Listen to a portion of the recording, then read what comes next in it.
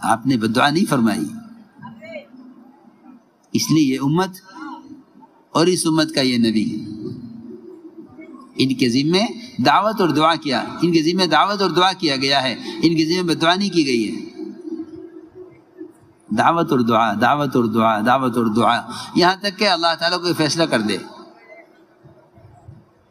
میں تو عرض کرتا ہوں کہ اگر دعوت ہی دیتے رہو گے، اگر دعوت ہی دیتے رہو گے تو بد دعا کے بغیر ہی رکاوٹیں ہٹ جائیں گی، بد دعا کی ضرورت ہی نہیں پڑے گی.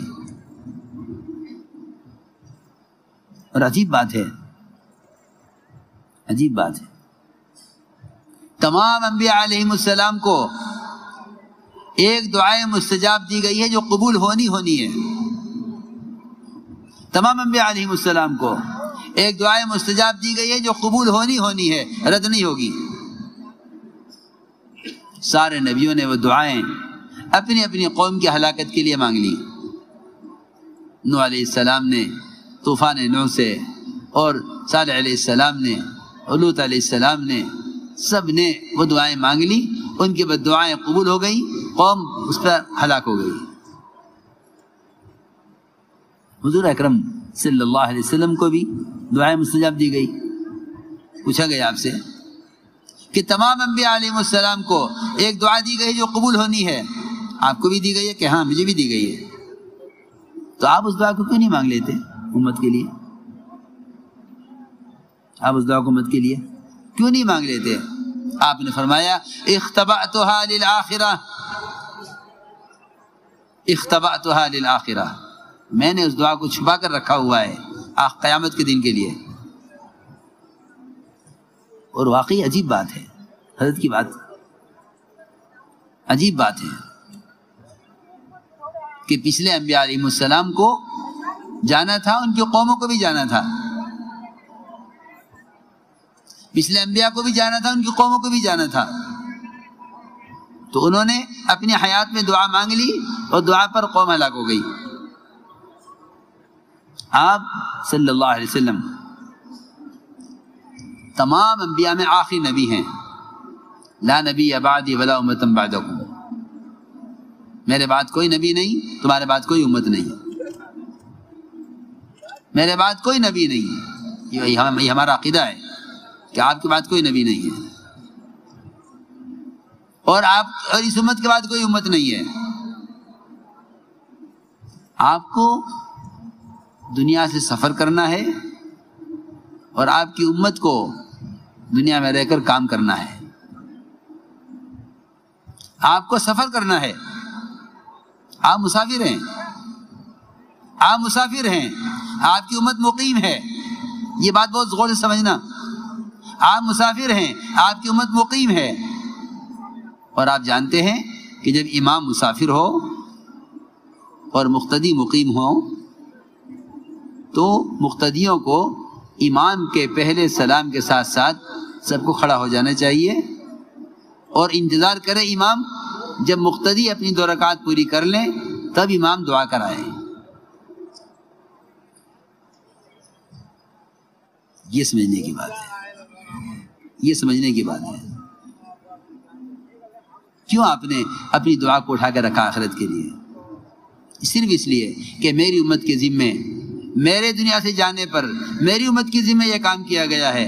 یہ میری امت اس کام کو کرتے کرتے قیامت کو فارغ ہوگی. امت کام کرتے کرتے قیامت کو فارغ ہوگی. جب یہ امت میرے کام سے فارغ ہو جائے گی تب امام الانبیاء امت کی بخشش کے لیے دعا کرائیں گے. عائشہ رضی اللہ تعالی عنہ، آپ کی ایک دن دعا کان میں پڑ گئی کہ اللہ عائشہ کے اگلے پچھلے چھوٹے بڑے سارے گناہ معاف کر دے. اتنا خوش ہوئی کہ روایت میں ہے کہ لوٹ پوٹ ہو گئی خوشی میں، ان کا سر گود کو لگ گیا. ایسی دعا. فرمایا اے عائشہ تو اس دعا سے اتنی خوش ہو رہی ہے جو تیرے لیے ایک مرتبہ ہوئی ہے، اور اپنی امت کے لیے یہ دعا ہر نماز میں مانگتا ہوں.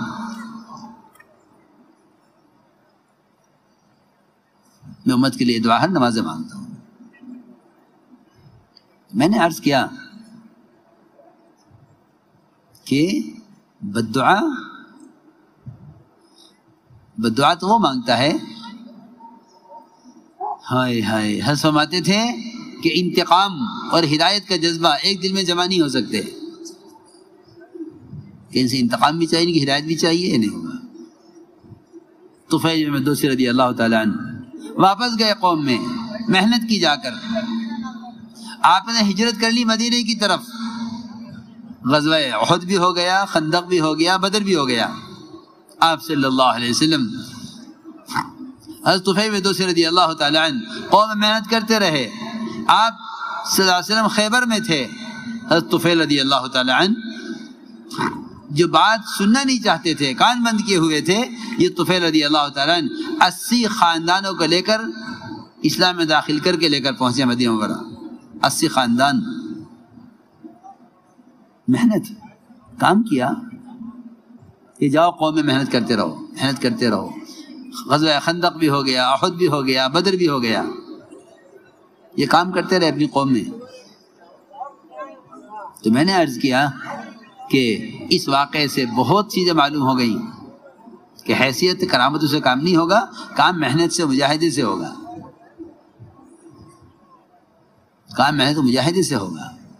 کرامتوں پر انفرادی مدد ہو سکتی ہے, لیکن اجتماعی نصرتیں اللہ نے دعوت کے ساتھ رکھی ہیں. تو میرے عزیز دوستوں, یہ بنیادی بات یہ ہے, یہ بنیادی بات یہ ہے کہ یہ ایک محنت ہے, یہ ایک محنت ہے, اور اس میں تسلسل ہے. اس میں تسلسل ہے. جہاں یہ محنت چھوٹے گی وہاں امت کے دین کا نقصان ہوگا.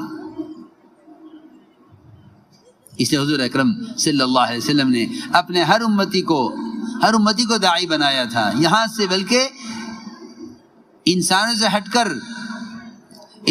ہٹ کر دعوت, بتوں کے اندر سے آوازیں, بلکہ اتنا ہی نہیں بلکہ جنگلوں کے درندے وہ بھی دعوت دیا کرتے تھے. جنگل کے درندے بھی دعوت دیا کرتے تھے. دعوت کی عمومیت تھی کہ جنگل کے درندے بھی دعوت دیا کرتے تھے. اب تو خود ہم کام کرنے والے اس بات کا یقین نہیں کرتے. خود کام کرنے والے اس بات کا یقین نہیں کرتے کہ دین مسجدوں کا آباد کرنے سے ہی زندہ ہوگا, اور وہاں بتوں کے اندر سے یہ آواز آ رہی ہے کہ ہمارا زمانہ ختم ہو گیا ہے. اب اگر زندگی ہے, اب اگر اختیار چلے گا, اب اگر دنیا میں کوئی کام کرے گا تو وہ مسجدوں کا آباد کرنے والے کریں گے. یہ بتوں کی آواز ہے. جہاں شرک کیا جاتا تھا وہاں سے مسجدوں کے آباد کرنے والوں کے آباد ہونے کی آواز آ رہی ہے. قل للقبیلۃ من سلیم كلها هلك الانیس وعاش اهل المسجد, کہ اب تو زندگی اور اب تو حیات اور اب تو رش کرنے والی زندگی وہ مسجد والوں کی ہے. ہمارا زمانہ ختم ہو گیا. دعوت کی عمومیت نے گمراہی کے اسباب کو ہدایت کے لیے اور جنگل کے درندوں کو بھی ہدایت کا ذریعہ بنا دیا تھا. ایک چرواہا مدینے سے باہر کہیں بکریاں چرا رہا تھا. ایک بھیڑیا نکلا, اس نے بکری پر حملہ کیا.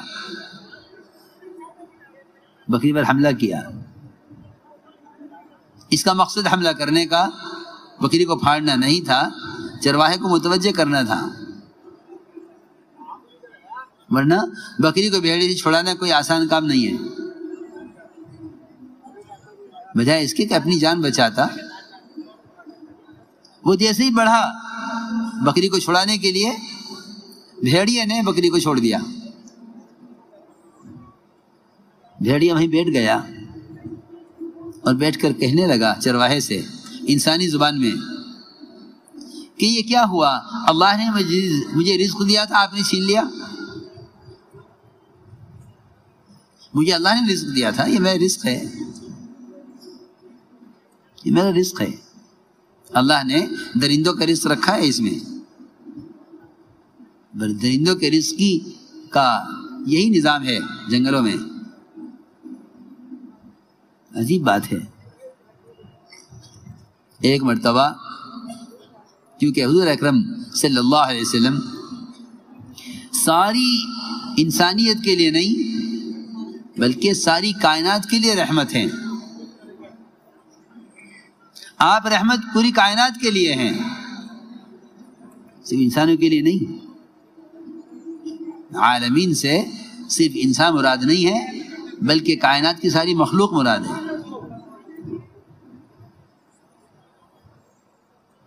اس لیے کہ جو شخص امت کی ہدایت اور امت کے لیے رحمت بنے گا، اللہ رب العزت مظلوم کو اس کی طرف پھیر دیں گے، مظلوم کو پھیریں گے اس کی طرف مدد کے لیے. ایک مرتبہ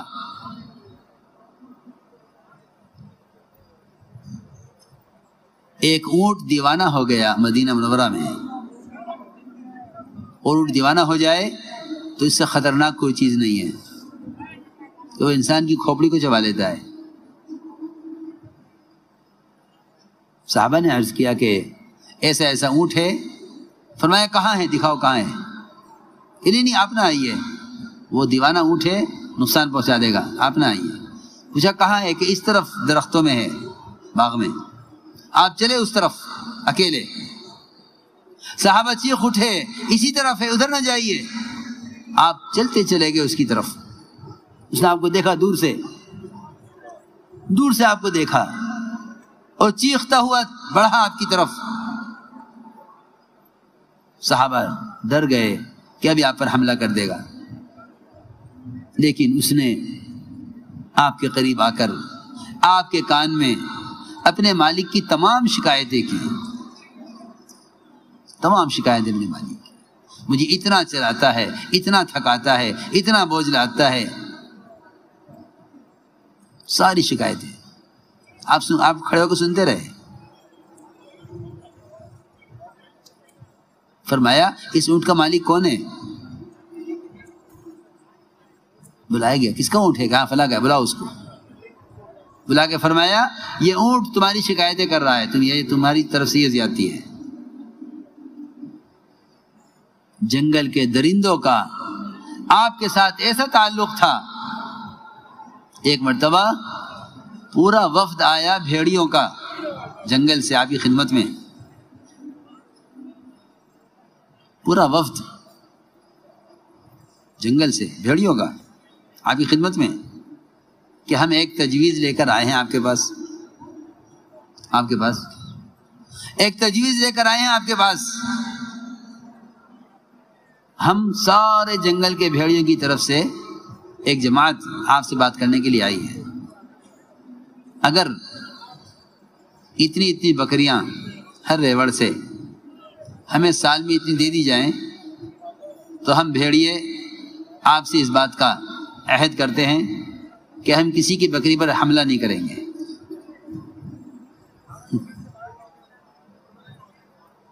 کسی کی بکری پر حملہ نہیں کریں گے، سب محفوظ رہیں گے. ادھر صحابہ بیٹھے، ریوڑ کے مالک جن کے ریوڑ تھے بکریوں کے، ادھر بھیڑیے بیٹھے. فرمایا آپ نے کہو کیا کہتے ہو؟ یہ بھیڑیے کہہ رہے ہیں، ایک تجویز پیش کر رہے ہیں. صحابہ نے کہا رسول اللہ یہ کیسے ہو سکتا ہے، ہم اپنی بکریاں اٹھا کے ان کو دے دیں کھانے کے لیے؟ میں دیکھو یہ کہہ رہے ہیں، ان کی بات پہ غور کر لو. اگر تم اتنی بکریاں ان کو دے دیتے ہو تو پھر پورے سال تمہارے سارے ریوڑ محفوظ رہیں گے، تم جنگل میں بے فکر چراؤ، کوئی بھیڑیا کچھ نہیں کہے گا. یہ وعدہ کر رہے ہیں کہ جی ہم اپنی بکریاں اٹھا کے اس کو کیسے دے دیں. جب صحابہ نہ مانے تو آپ نے بھیڑیوں کو اشارہ کیا کہ تمہارا دل چاہے خود ہی پھاڑ کے کھا لیا کرو، جب یہ مانتے نہیں ہیں خود ہی پھاڑ کے کھا لیا کرو. اس وقت قصے اس پہ یاد آیا.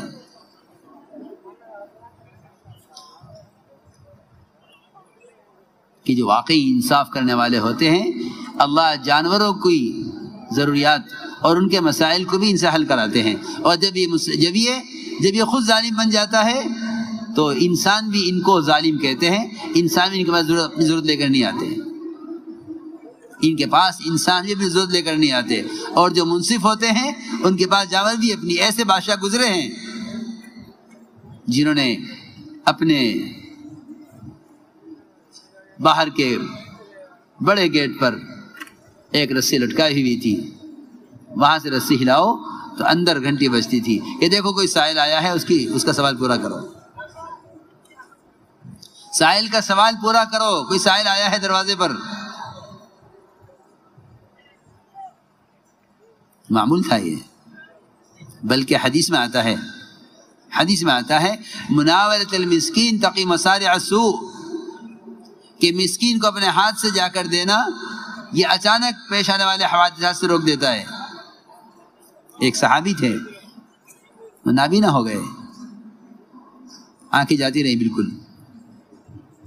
انہوں نے اپنے گھر کے اندر کے حصے میں, کمرے کے اندر مصلی بچھایا ہوا تھا, وہیں نماز پڑھتے تھے. اور جب کوئی مسکین دروازے پر سوال کرتا تو وہ اس رسی کو پکڑ کر دروازے پر جاتے تھے کہ کوئی لے جانے والا نہ ہو دروازے تک. اچانک کوئی مسکین آ جاوے تو رسی باندھی ہوئی تھی مصلی سے لے کر دروازے تک کہ اس کو پکڑ کر دروازے تک پہنچ جائیں. بیٹوں نے کہا ابا جی راستے میں رسی بندھی ہوئی ہے, پریشانی ہوتی ہے, آپ کچھ دینا ہوا کہ رحم دے, ہم پہنچا دیں گے اس کو. فرمایا نہیں, میں نے یہ سنا ہے فرماتے ہوئے حضور اکرم صلی اللہ علیہ وسلم سے, مناولۃ المسکین تقی مصارع السوء, مسکین کو اپنے ہاتھ سے لے جا کر دینا یہ برے حوادثات سے روک دیتا ہے, بچا لیتا ہے. چنانچہ اس بادشاہ نے بھی یہ کیا ہوا تھا کہ باہر کے گیٹ پر رسی لٹکی ہوئی ہے, گھنٹی بجاؤ گے جس وقت بھی کوئی آ جائے, دن میں یا رات میں. اچانک درمیان رات میں گھنٹی بجی, کیا ہوا؟ اس وقت کون آئے گا؟ آپ آرام کریں کہ نہیں, دیکھو کون ہے, دیکھو کون ہے. جا کر دیکھا تو ایک بھینسا گزر رہا تھا وہاں سے. اس بھینسے کا سینگ الجھ گیا رسی میں. کہا کہ بادشاہ سلامت کوئی بات نہیں ہے, کوئی انسان نہیں ہے, کسی نے رسی نہیں کھینچی ہے, بھینسا گزر رہا تھا, اس بھینسے کے سینگ میں رسی الجھ کر کھنچ گئی ہے اس لیے گھنٹی بجی ہے. فرمایا نہیں, ایسا نہیں ہو سکتا, اللہ اس بھینسے کو میرے پاس اس کی اپنی کسی ضرورت کی وجہ سے لائے ہیں.